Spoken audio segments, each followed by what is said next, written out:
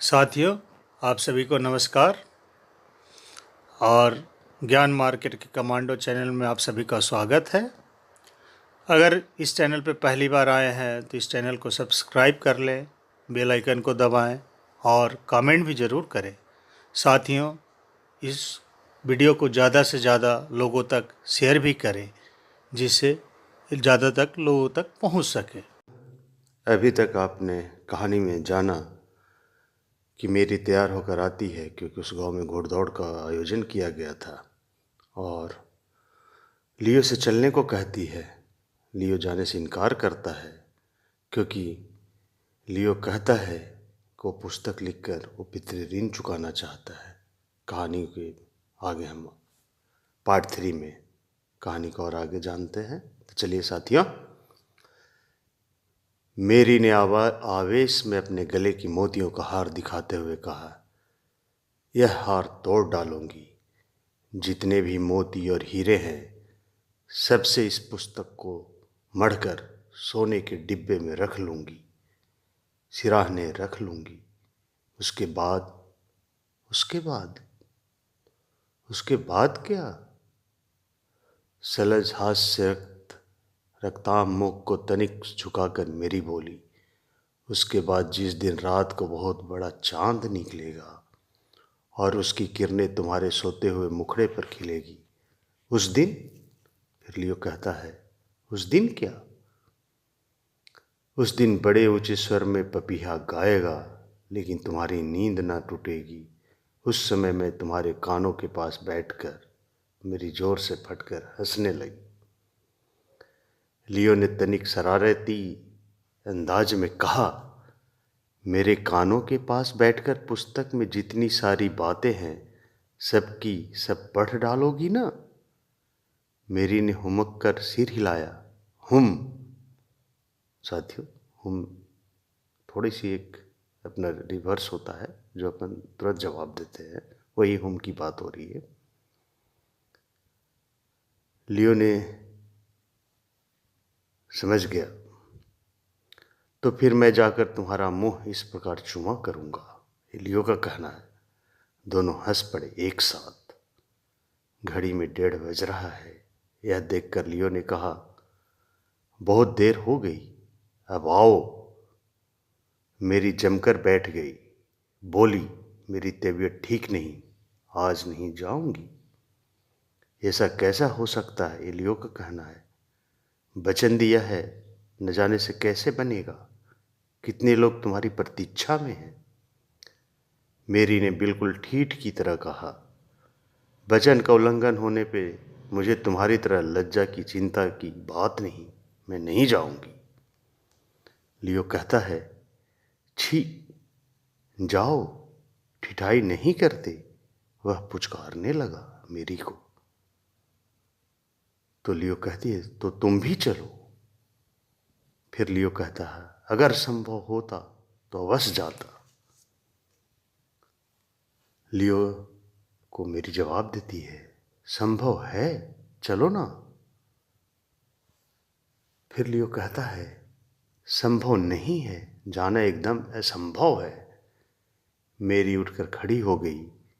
बोली, तो फिर मैं यहाँ नहीं आऊंगी अब कभी। लियो हंसकर बोला, मैं जानता हूं तुम जरूर आओगी। मेरी ने गुस्से से कहा, मेरे न आने पर शायद तुम्हारे खाने पीने का भी कोई ध्यान न रखेगा। मन नहीं लगता, नहीं तो 2-1 दिन अवश्य चुपचाप घर के कोने में पड़ी रहती। तो साथियों, जब इतनी सामर्थ्य नहीं तो फिर क्रोध करने से लाभ क्या? ये मेरी को लियो कहता है। इस बात की सच्चाई के बारे में मेरी को अनुमात्र भी संदेह नहीं था, इसलिए खिन मन लिए गाड़ी में बैठकर सोचने लगी। उसने बचपन में पढ़ा था कि पेट से कभी हाथ पैर आदि अंग नाराज हो गए थे, लेकिन उसका परिणाम कोई संतोषजनक नहीं निकला था, इसलिए मेरी क्रोध न कर सकी। 2 बजे से कुछ पहले जब मेरी की शानदार बड़ी सी बग्घी उस मैदान में आ पहुंची तो चारों ओर हलचल मच गई। वह सुंदरी है, युवती है, अविवाहिता है और विपुल धन की स्वामिनी भी है। अतः सम्मान का आसन उसी के लिए सुरक्षित था। वह आज फूल मालाएं बांटेगी। इसके बाद जो उसके गले में पहले जयमाला पहना सकेगा, संसार में उस जैसा भाग्यवान और कौन होगा। रक्त वर्ण वस्त्रों से सज्जित घोड़ों की पीठ पर सभी घुड़सवार उत्साह के वेग और चंचलता को बड़ी कठिनाई से संयत कर प्रतीक्षा कर रहे थे। लगता है कि वे पहाड़ों को लांघने में भी सक्षम है। मेरी आ गई है, निश्चित समय भी हो गया है। पिस्तौल के दागते ही सबने व्यग्र होकर देखा। घोड़े की कतार हवा में उड़ती हुई भाग रही है। तभी मेरी के पास जाकर उन्होंने घोड़े की रस्सी ढीली की।